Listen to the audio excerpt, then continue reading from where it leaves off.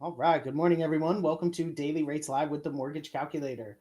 Today, we're going to be talking about Freddie Mac HomePossible Loans after we go through our live mortgage rates.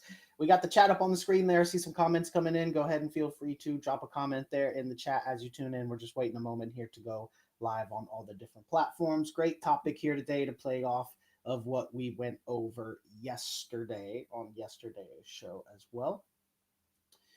And it looks like we're live on all the different platforms, so we'll go ahead and get started. What we'll do is we'll take the chat off the screen for now, but go ahead and keep dropping comments there in the chat. And you can also drop any questions you have in the chat, and we'll answer them for you after we go through our deep dive topic here for today. But we can go ahead and get it started here.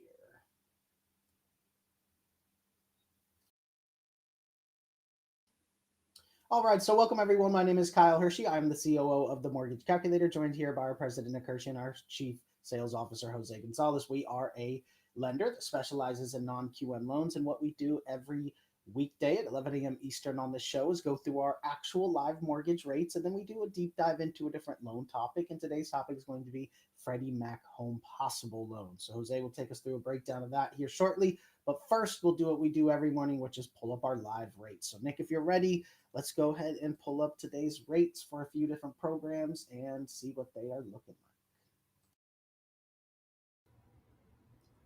like. All right. So we'll check out the rates for today, August 22nd, just after 11 a.m. So all our standard rate sheets are live here. Not much change since yesterday, but we'll look at all the programs and compare the APR. If you would like a full breakdown and itemized loan estimate of all the fees that go into the APR, please get with our team members. We have over 300 loan officers that would be happy to help you out. For the scenario today, as every day, we will do a basic setup, a standard single-family home, 500,000 purchase, 400,000 loan amount. That corresponds to 80% loan, 20% down payment. And we use an estimated 760 credit score and an estimated 40% debt-to-income ratio. So with those settings, let's go ahead and check the rates for today. So first up, as usual, is our 30-year fixed conventional option for a primary home, the standard mortgage that most people think of when they think of a mortgage loan. Rates today coming in under 6, finally, 5.990. I believe yesterday we were at 5.999, so little difference. And final APR 6.314. Now, if for any reason our customer doesn't qualify for a standard conventional option, we typically want to quote an FHA option to compare. FHA allows more leniency on credit issues, as well as a much higher debt-to-income ratio, but does require upfront and yearly mortgage insurance. Today coming in at 5.125, final APR 6.052. So if our customer qualifies for both options, they may consider FHA, maybe a touch cheaper, but does require that upfront and yearly mortgage insurance. That would not be required in conventional. And moving on to VA. VA is only for eligible veterans and active service members. If you are eligible, these programs are amazing. Rates for VA today come in at 5.25 with a standard funding fee come in at 5.53 on the APR. So notice when we compare across programs, the VA is going to be a better option for our eligible borrowers than FHA or conventional. So great option for those that have the eligibility. And now we'll show our final standard options here. Standard government option of USDA is only for USDA areas, the rural areas of the country. If the property is eligible in those areas and the borrower is eligible, these are good options. Rates today come in at 5.125. Final APR with all the fees, 5.867.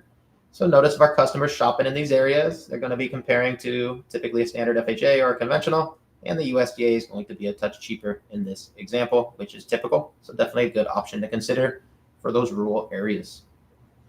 And that rounds out our standard options that any bank or lender has. But if our customer doesn't qualify, many banks or lenders have to deny them. But that's where we love to start with our 5,000 additional options here, starting with our non-QM alt-doc options for a primary home. So the customer doesn't qualify for conventional with tax returns and all the standard documentation, needs to use alternative docs such as bank statements, 1099s, P&Ls, all kinds of different options that we have. Rates today come in at 6.5 for a bank statement option. Final APR 6.810. And as usual, we're within a half a point of conventional to switch to our alt doc options. So great options for our customers that need to use it. And our investment properties, tons of flexibility here. So first up for investment property options, our non-QM alt doc options. So again, bank statement are similar. Come in at 6.875, final APR 7.3. And we compare that to our other investment property options. So no government programs allow investments, so no FHA, VA, or USDA, but we do have our conventional option coming in today, 6.75 rate, final APR 7.095. It's beating that alt doc option, but not beating our favorite options here, our DSCR options. So DSCR stands for debt service coverage ratio, no employment needed, no income docs needed. We simply use the estimated rents from the appraisal to determine a DSCR ratio. The estimated rents cover the estimated expenses. That is a ratio of 1 or higher. And that is preferred. For all these demos, we use a ratio of 1.5, so we could see all the programs pop up. First up, our 3-year prepayment penalty option, which is standard. Rates today come in at 6.625. Final APR 6.939, beating out conventional by a touch there. And we can add a 5-year prepayment penalty to lower the rate a little more. Rates today coming in at 6.5. Final APR 6.798. Again, beating conventional there with the prepay, which is amazing. And we do have our option with no prepayment penalty. Looks like that one adjusted a little bit today as well. Coming in at 6.999, under 7 for the first time in a long time. Final APR 7.429. So this is our option to compare with conventional no prepay on either option. Most of our investors would still choose a DSCR for no employment needed, no income needed. Lots of flexibility here for just a slight increase in cost. And the final 2 options we'll go over here, as always, are second mortgages. So fixed rate second mortgages, we did an episode earlier this week on it.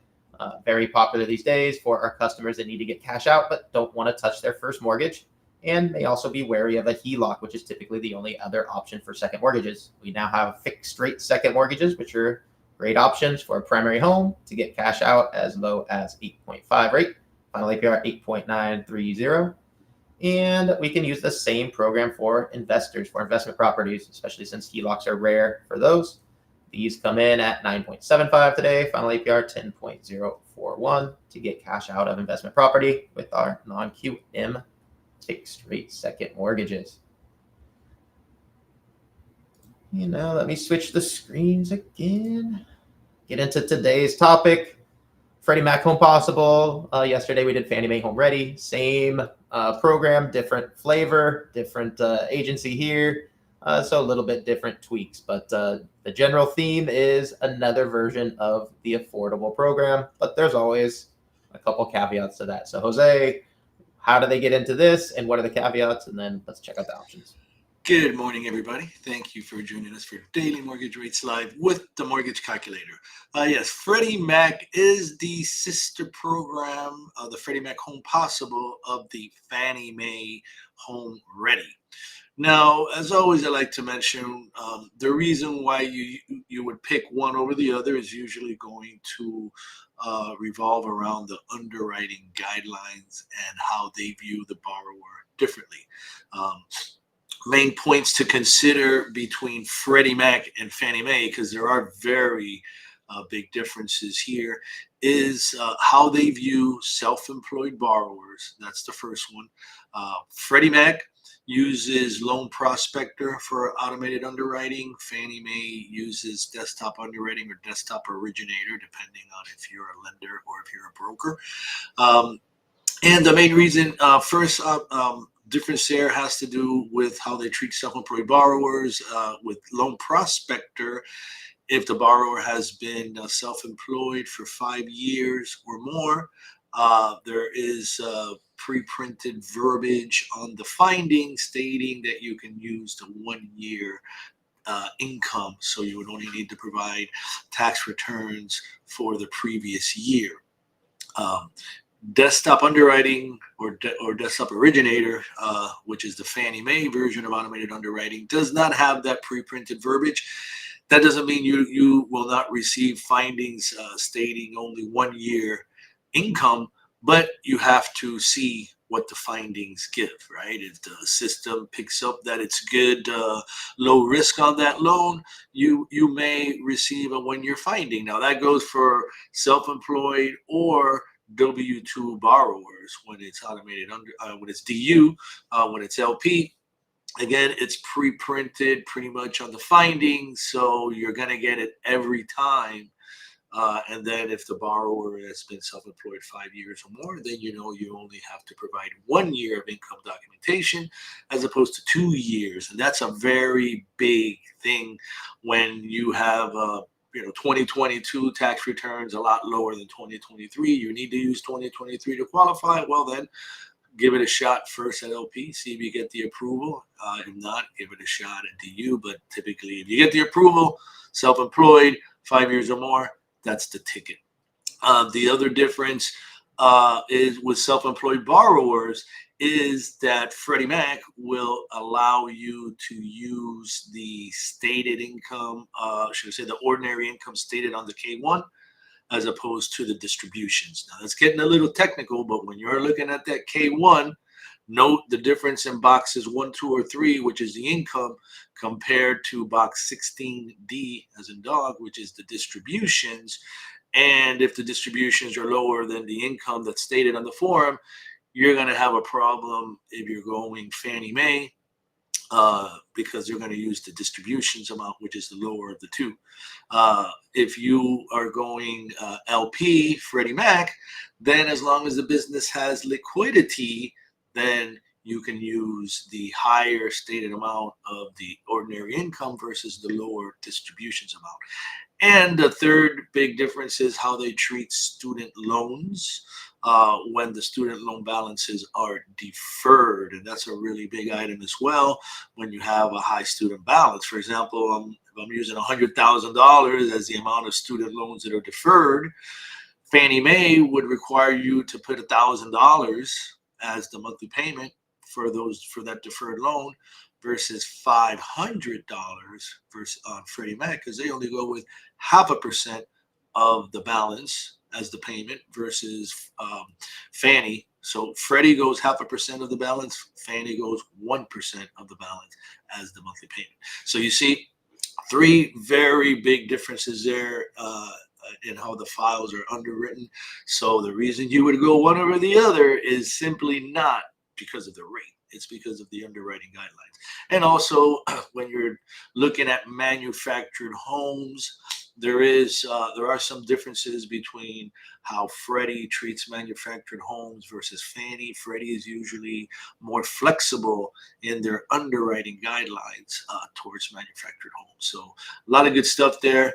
Hopefully you got something out of it. Let's jump right into our options here. I only have 3 options for you today because in the HomePossible product, cash out refis are not permitted. This is a subsidized program. The other thing I wanted to note on this program, very, very important. Now, this is not a first-time home buyer program. So I got to make that clear to everyone. This is not a first-time home buyer program. It's just a program for primary residences only. The main point here that has to be analyzed to see if the borrower qualifies for this program is, are they at 80% or less of the AMI, the area median income? So for Freddie Mac, you can just go to the Freddie Mac AMI geocoder, plug in the address, see what the area median income is for that census tract, and usually the table will give you the 80% amount that your borrower has to be at or below to qualify for this program. But there are 3 exceptions to that. First exception is if it's a low to moderate income census tract, then the income limitation is removed.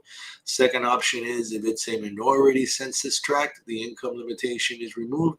And the third is if it's a designated disaster area, then the income limitation is removed as well. So please note that. This does allow 3% down payment. Even if you own another home, you can still qualify for this program as long as you can document that you are purchasing this as a primary residence. So our first example here, 3% down payment, 97% LTV, 6.375 with a lender credit of 0.125. And you can buy that down to 5.75% at a cost of 1.875. Second example here is our renovation loan. Now, first one I showed you was just a standard 3% down, 1 unit property. This is a renovation loan, which is a loan where you are buying the property and also financing the repairs or the updates, either because the property needs it, because you're buying it with condition related issues that would normally not allow the property to close under traditional financing, because maybe you're missing the air conditioning, missing kitchen cabinets, the bathrooms are torn apart and waiting to be renovated. So whatever could be the issue that causes it not to qualify for traditional financing, you could usually close with a renovation loan. Or simply the borrower wants to turn that property into their dream home. They haven't been able to find the one totally remodeled the way they like it in the area they like it, but now they found one in the area they want with the distribution, the size, everything that they want. The only issue is it's all beat up, but it'll still close. Everything is intact. So then you can finance it though with the renovation loan regardless, and then you can finance the cost of, for example, putting in new kitchen cabinets, remodeling the bathrooms, windows, roof, flooring, whatever it is, up to the limit of the borrower's qualification. Keeping in mind now, you do have to, there is going to be an as is value for the property, then there's going to be an after repaired value for the property, and there are some limitations where it has to make sense or else you're not going to get the loan. But this is a very good option of buying the home and making it the home of your dreams. The third and final option here is financing for a 2 to 4 unit property. I don't think I gave you the rates on that last one, so sorry. Rates do get a little bit higher here. You're looking at 7.125 costing a quarter point, and you can buy that down to 6.125 at a cost of 2.375. If we compare that to our traditional financing rates, you'll see that it's quite a bit higher there at 6.125 here, costing you a quarter point, versus here 6.125 costing you 2.375, so approximately 2.125 points cost on that program. And our last option is our 2 to 4 unit property. In this case, I priced it out for a 4 unit property, and great news is that there is not a loan level price adjustment for a 2 to 4 unit property. That's great news for our house hackers out there, because we always recommend that first property that you're buying, this may be the only chance that you may get in your property buying career to buy a 4 unit property with only 3% down. That would be a fourplex, right? You live in one, rent the other 3 units out, get income from the other 3 units to also help you qualify for the loan. And then, a couple of years down the road, refinance that one and get the money for the next one, which could then be your new primary residence, 1 unit property in the neighborhood of your dreams. So definitely consider this, house hackers, being able to get that 4 unit property with only 3% down, with amazing below market rates and below market mortgage insurance. As you recall in yesterday's example, the mortgage insurance on this product is like $117 for the affordable option, and it was about $145 for the regular 3% down option. So big difference in the rates, about 0.5%, and about $30 to $40 difference in the mortgage insurance payment. All right, great stuff. I do not see any questions that came in, so we'll go ahead and wrap it up. Remember that we do this at 11 a.m. Eastern every weekday, where we go through our live rates and then do a deep dive into a different loan type. So we will be back tomorrow with a new loan type. We'll see you tomorrow, 11 a.m. Eastern, for the next episode.